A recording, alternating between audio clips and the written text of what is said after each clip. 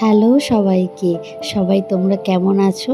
আশা করছি তোমরা খুব ভালো আছো আর আমিও ভালো আছি।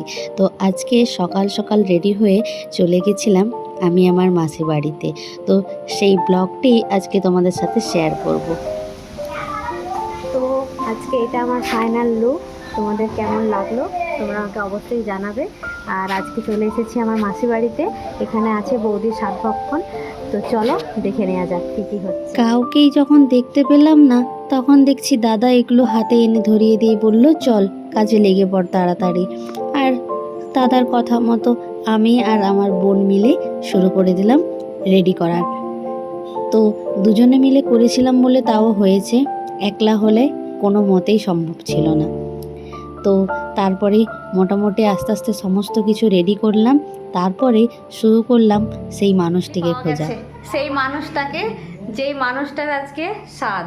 তো চলো, এই যে কি সুন্দর লাগছে। খাবার থালাটাও মোটামুটি রেডি করে ফেলেছি। তো এবারে চলো সাজিয়ে দেওয়া যাক।